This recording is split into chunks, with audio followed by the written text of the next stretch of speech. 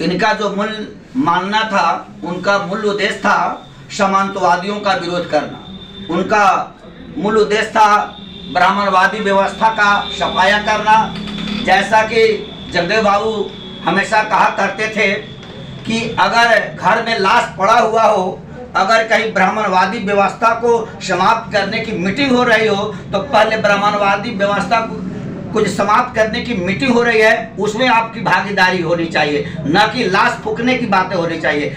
अगर ब्राह्मणवादी व्यवस्था को समाप्त करने की बात आप नहीं सोचेंगे, जब तक उसमें शरीक नहीं होंगे और आप में मनुवादी व्यवस्था के विरोध करने की भावना नहीं आएगी, तो न जाने मेरे परिवार के, मेरे समाज के, दलित पीड़ित प्रताड़ित समाज के न जाने कितने हजार लोग मारे जाएंगे।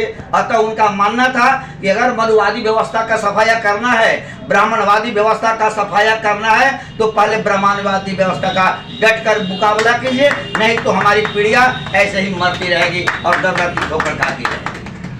तो बताइए कि मनुवादी व्यवस्था की आप बात की है कि बाबू जगदेव बताते वो मनुवादी व्यवस्था को समाप्त करना चाहते थे। ये हमारे दर्शकों को ये बताइए कि ये मनुवादी व्यवस्था है क्या? अभी भी हमारे जो समाज में है, जो 80 ओबीसी समाज है, वो ये समझ नहीं पाया जाता है कि आखिर मनुवाद क्या है। इसके बारे में मनुवादी व्यवस्था का अर्थ हम सीधा लगाते हैं ब्राह्मणवादी व्यवस्था से। या यूँ कहा जाए कि उसके साथ कुछ लोग हैं, ब्राह्मण की संख्या तो मात्र 3% है लगभग, और उसके साथ 13% अन्य लोग हैं। लेकिन आज देश में हमारी संख्या 87 के लगभग है और वे लोग मात्र 13% है, फिर भी हम प्रशासन कर रहे हैं और करते भी हैं। तो हमारे समाज में यह कमियां देखते हैं उन लोगों में। भले हम ब्राह्मणों को महत्व देते हैं, लेकिन वे लोग मुझे महत्व नहीं देते। हमारे समाज की यह कमियां है कि हमारे समाज के बुजुर्ग विद्वान ब्राह्मण के छोटे लड़के को प्रणाम करते हैं और वे लोग कभी तरजीह नहीं देते। इसलिए मैं चाहता हूं ऐसे अगर ब्राह्मणवादी व्यवस्था, ऐसे मनुवादी व्यवस्था का सफाया ना किया जाए तो भला मेरे समाज में मेरे बुजुर्गों का भला उत्थान कैसे होगा, उसका मान सम्मान कैसे बढ़ेगा और उसे आदर लोग कैसे देंगे। अगर मुझे अपने माता पिता का, अपने परिवार के लोगों का या अपनी पीढ़ियों को अगर हम सम्मान देना चाहते हैं तो ब्राह्मणवादी व्यवस्था को मुझे सफाया करना होगा। इसके बगैर मेरा काम चलने वाला नहीं है।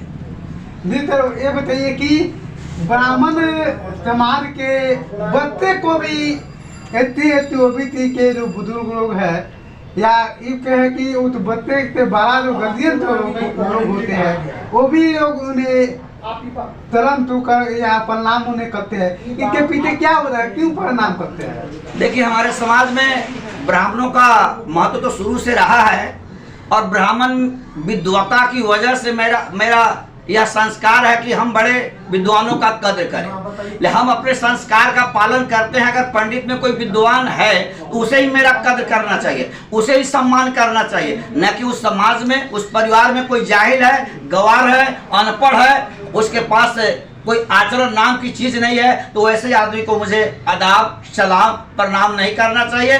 और मैं किसी को अगर करता हूं तो उसके उम्र का ध्यान जरूर रखना चाहिए। मैं वैसे ही आदमी का सम्मान करूं, वैसे ही आदमी को मैं सलाम या प्रणाम बोलूं जो हमसे उम्र में ज्यादा है।